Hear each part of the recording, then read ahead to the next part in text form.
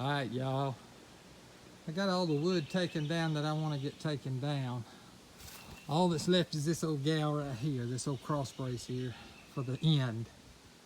The rest of that stuff is right there. That's all I snatched down. I'm gonna take a piece of that tin and cut it out. I'm gonna silicone it up to the top, so maybe it that little gash that's in the top of the shop here, it'll seal that up.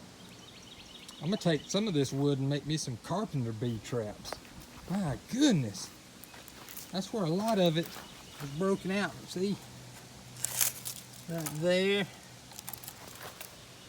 Here's another one, right there. There are no carpenter bees. See that hole right here? That's what I'm gonna have to do. I'm gonna have to make some carpenter bee trap, because where it broke is right there at the bee trap. Now, it was probably broke anyway. That ain't no bad. Ain't no bad. Ain't that bad. And there's a carpenter bee hole.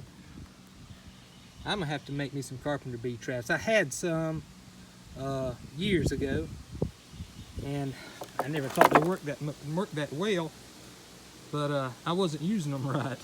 So I always told myself I'm gonna make some more. See right there? And fix them the right way. I'm gonna take some of this lumber and make carpenter bee traps and see if I can't do away with some of that. Me and my daddy, my father-in-law, built this lean-to back, gosh, I bet it's been 15, 20 years ago. And it's been good until that limb right there fell on it. From up there. During the tornado the other day. So I got it all off. I need to clean up against this sheet metal side over here to clean some of that crap off of there. And then I got all that to go back up. Oh, yeah, that's gonna be a job. It's gonna be fun. Oh! Alright, y'all, I got the beams up. Now I just gotta put the cross braces across this way for the tin to attach to.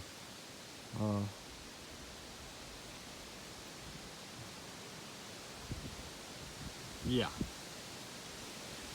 Well, they ain't gonna put themselves up when we get to work.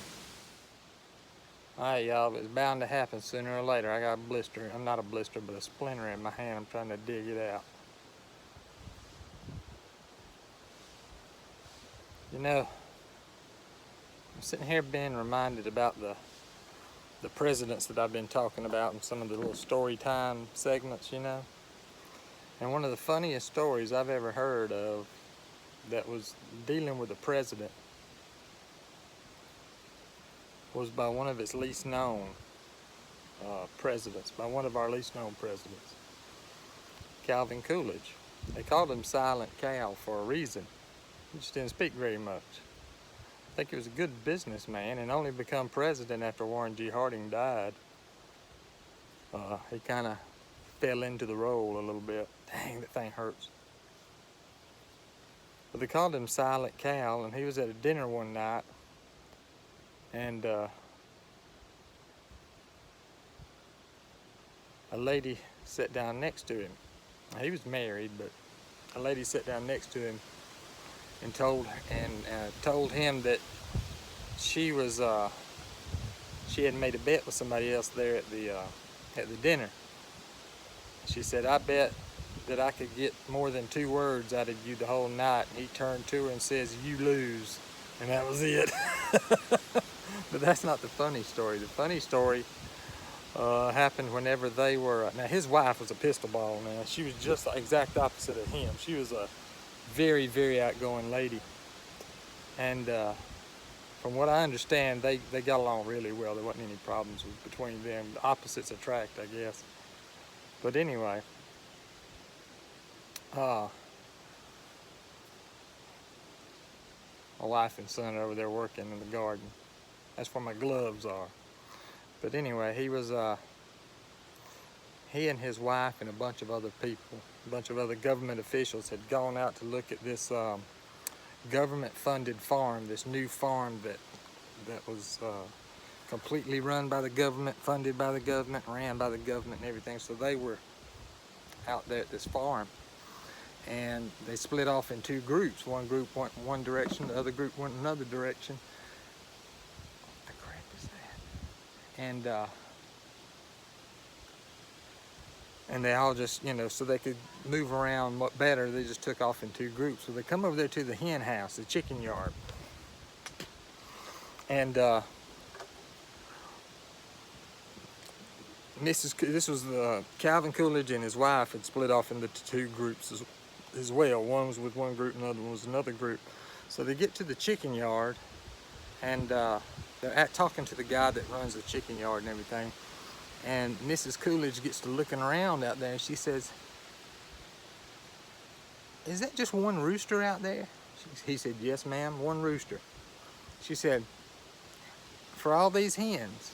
She said, "Yeah." He said, "Yes, sir." She asked him, she said, "How many hens can he mate with in a single day?" He said, the farmer said, "Oh, 7 or 8 times a day."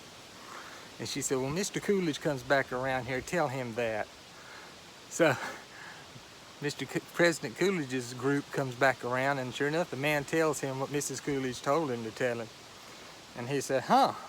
He said, "Really?" And the farmer said, "Yeah, 7 or 8 times a day." He said, "Always with the same hen?" He said, "No, always with a different hen." He said, "Tell Mrs. Coolidge that." That's the funny story. Oh, man. But Coolidge, I don't even know if he ran for president after that. I don't know. I don't know the history of that. But that's a funny story. I always thought that was a real funny story. All right, I got all the framing up. Now I just need to clean off up there where this old silicone was. Get that old silicone stuff off of there, off the top, and then I'm ready to start laying some tin. Faux tin.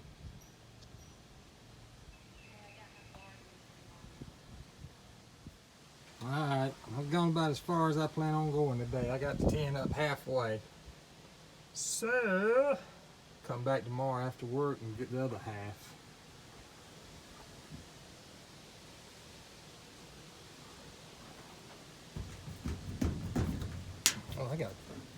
Oh, that's got a screw in it. I was thinking that didn't have a screw in it.